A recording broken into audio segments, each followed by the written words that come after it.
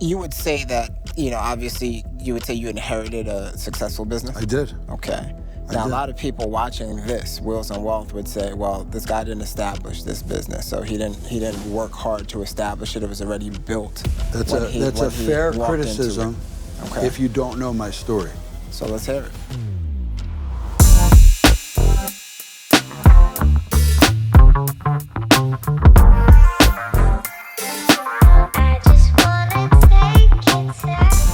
So, we're here with Jeff Kellmer, third generation jeweler. That's right. Right, if I'm not mistaken.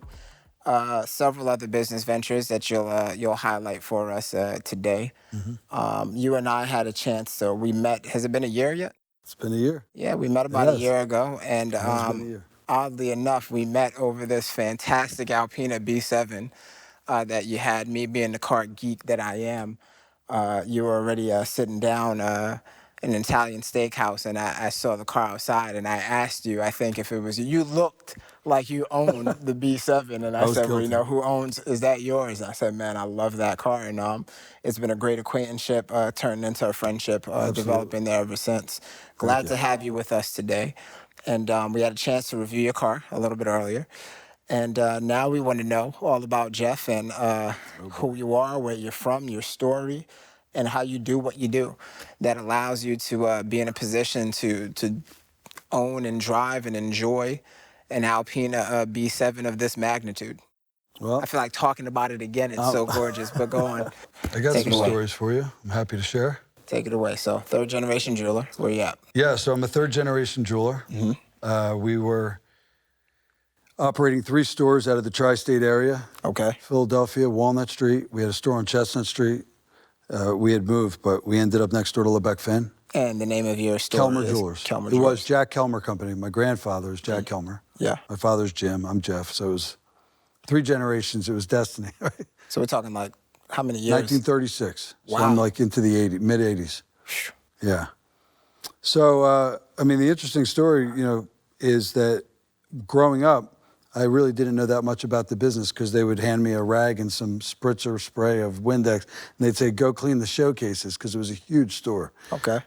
We just to back up, we had a store in Haverford, too. So we had 3 stores, Cherry Hill, Haverford, Philly. And years go by, and basically I watched my father, who ended up more involved with taking care of 100 employees than really focusing on the art of manufacturing jewelry or the love and joy of gemstones and diamonds. So it wasn't that appealing to me because it's a little frustrating sometimes when you have to deal with 100 people. Yes.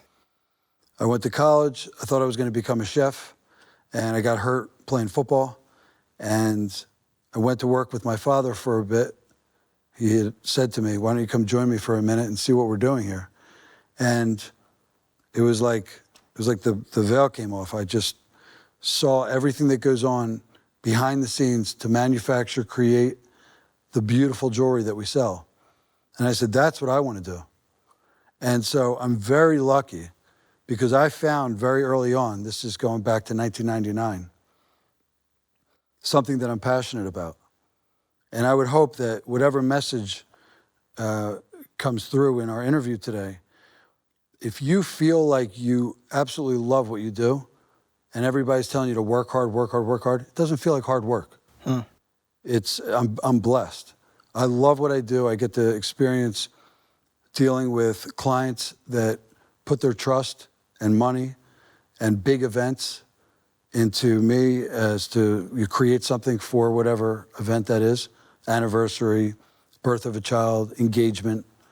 And so, we get close. There's a psychological connection. I did something special for them. They trusted me to do it. So I have amazing relationships with my clients. Okay. And every day, it's like, you go to work, but I get to go do what I love. So I'm very lucky. You would say that, obviously, you would say you inherited a successful business? I did. Okay.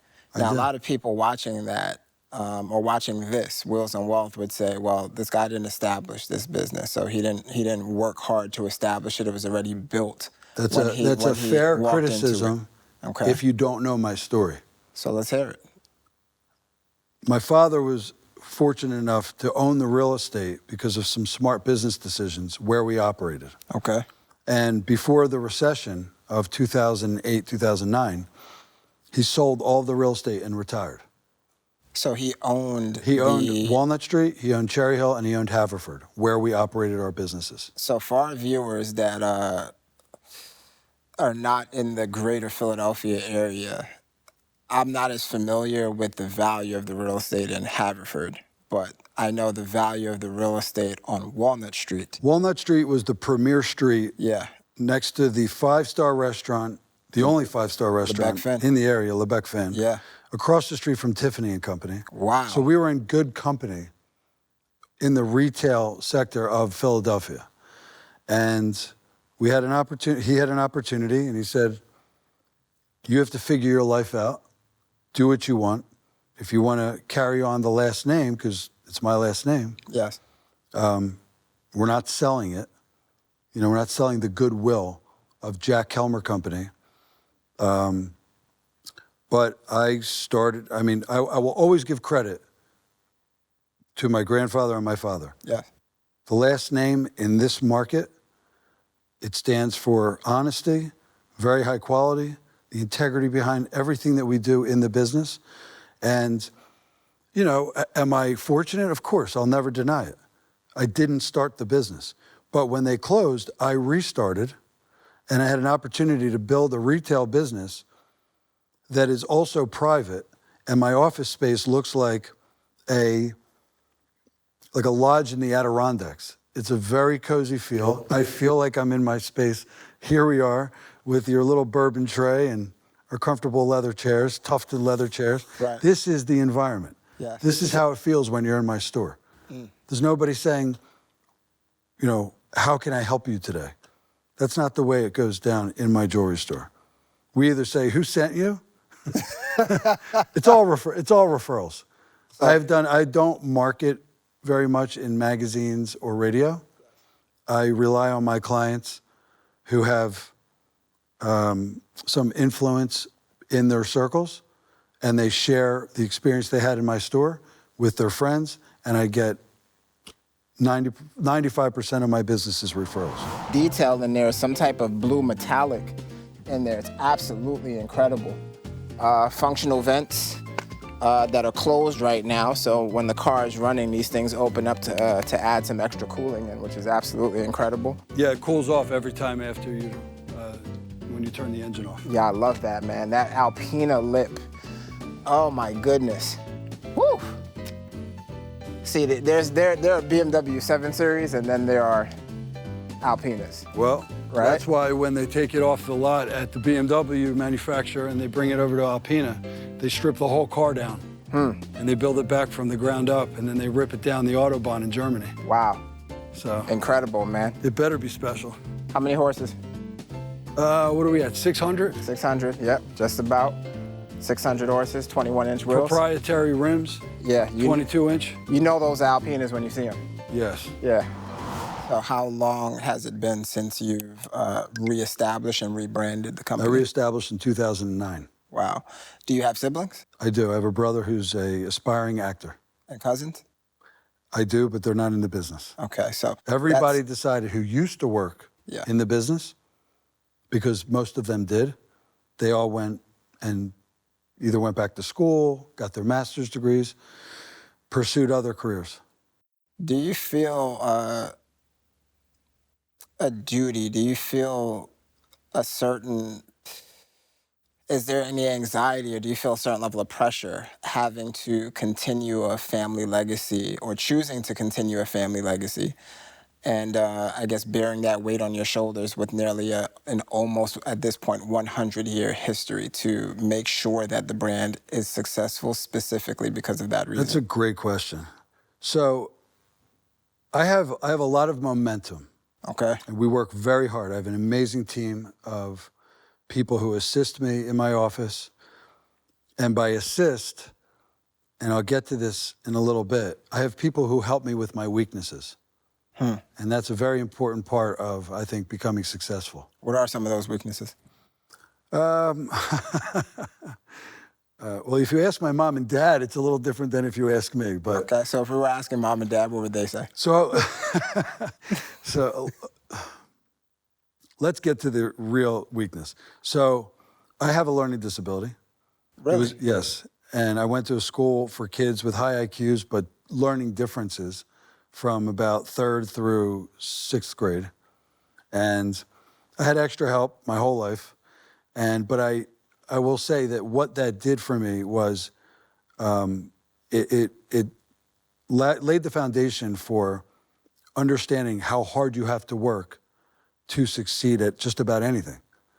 Wow. And so I had high expectations for myself. I had challenges, but I wouldn't say that they got in the way because I succeeded. Do you mind sharing, and it's okay if you do, but do you mind sharing exactly, specifically what disability that was so that our viewers who feel like they might, have this challenge that's serving as an obstacle to them getting to where they want to be? I'm happy to share, because if it inspires anybody, or if they ever wanted to reach out to me personally, I will share the story, because there's nothing to be ashamed of at all.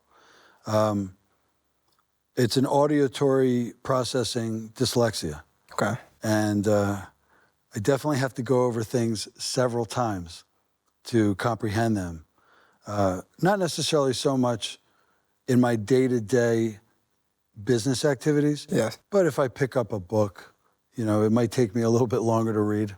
Or if I'm in class, I usually had a tutor. And so that's why it took you so long to get back to me when I sent you the guest kit. That would be part of it. We'll say that. That would be a layer into all the other things that I had going on in my life at the time. Gotcha. But I did say yes right away. You did. I did say yes. You did. Cheers to that. I'm glad I'm here. I gotta bust your chops, man. But no, we're incredibly happy to have you. Okay, that's awesome, man. So So I have these wonderful people that have committed to not only being an asset to the jewelry business, but to really, and I've revealed what I need, and they know their role. Okay. I have people that handle the majority of the paperwork, and they review it with me. It can get a bit overwhelming. Not that I get overwhelmed and there's anxiety, because that's not the case. But I need to stay on course with all the activity that helps you run the business in the background, because the fun part is selling diamonds. Yeah. But there's a lot that goes on behind the scenes. Such as? There is more paperwork in the diamond business than, we're keeping the paper companies in business, okay? I know that there's an element of getting into the computer, but it's an old school business. And there are a lot of people that still use, besides the handshake, which we call mazal, but there's paperwork on top of paperwork. Mm-hmm. And it's very important that mistakes are not made, because we are dealing in very, very high value items. Awesome. And that is the business model from where my father was in a traditional retail environment. Okay. When I started over, I specifically went into very high value custom jewelry designs.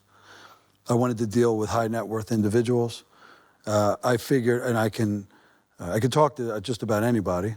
And I figured if I was going to spend my day selling jewelry to people, it would be those that would really appreciate some of the more rare, possibly some of the larger diamonds that are available in the market. And I could go through my procurement process, my design process, and make them a piece of their dreams. Quad dualies. That's what we call those, Jeff. We call those quad dualies. Quad dual exhaust. So we say quad dualies, right? Quad dualies. Quad dualies. Say that with me. Quad dualies. We got the quad dualies on there. The word I learned today. Excellent, excellent, excellent. Beautiful shark fin up top. And that little simplicity of the B7 on there. Oh my goodness. That gets people, everybody wants to know about it. Yeah, this is not just a BMW. This is an Alpina. This is an Alpina. I love that. All right, well, take us inside. Let's see what we're looking at inside. I'd love to. Got tufted leather. I believe it's the same leather they use either in a Bentley or a Rolls Royce. Okay, awesome. Let's go ahead and get a close-up on that. We've got the Alpina door sills. Gorgeous. Got burl wood grain across the dash. Leather surface. We've got the Fiona red interior with the black leather trim. Look at the detail on the seat though, my God. We have braided black leather. It's not just leather piping, it's braided It's a braided leather piping that goes through the seat, which is It's all hand absolutely stitched. incredible. Khalil, it's all hand stitched. I didn't know that. And if I understand at least the history of Jack Kellmer Company, your grandfather used to travel to Belgium and Germany to source diamonds. They did. They hand-selected gems from the finest manufacturing, I'd say, neighborhoods. There are small cities throughout Europe where there are like 5th and 6th, 7th generation cutters of gemstones, and we were buying from them. How has the business significantly changed, in your opinion, since your childhood when you used to work for your grandfather and your father, and versus now where you've now kind of changed the business model a bit? You have more of a private clientele. You're dealing strictly and solely with high net worth individuals, I would imagine, most of the time. That's accurate. So how's the business model changed? What's the market like? What's changed for the good, for the? The market's been favorable. The past couple of years have been great for luxury goods. Okay. Great. Recently it's changed a bit. It quieted down. I think it's getting a little bit more back to normal. I think we were all in this frenzy of spending. Okay. And it was fun. And the jewelry business especially benefited because when people weren't traveling, I deal often with clients that are considering a trip, maybe to Europe for an extended period of time, or a valuable piece of jewelry for an anniversary, for a birthday. I get a lot of 50th anniversaries and 75th birthdays because of the fact that I'm a third-generation jeweler, and those people dealt with my family years ago. Wow. And that's the fortune I have, that they still trust and come to a name that they're familiar with. But when people weren't traveling and they had a big event, I was selling them a fantastic piece of custom-made jewelry. Incredible. The borders opened up, people are traveling again, so it's regulated. It's a little bit more back to normal. One-off pieces that they're not going to see anywhere else. I've made pieces that, I have to, once in a while, I shock myself. A lot of work has gone into some of these pieces of jewelry. So what are some of the challenges that you're dealing with in your business model today, or, even personally, that really are exclusive to Kellmer Jewelers? Well, I don't know if it's going to be so exclusive to Kellmer Jewelers, but there is a significant interest in lab-grown diamonds. And I would never tell anybody not to buy that. I'll help them with whatever it is that they would like to buy. I watched a documentary on that recently. You've got to know it. I think There's it was on Showtime. very little value. Yeah, okay. I don't know about a documentary. I can't remember the name of it, but there's a lot of information out there about them. They are diamonds. Okay. They're made in a lab. They have no secondary market value, so you save money. If you go to sell it one day, it's pretty much worthless.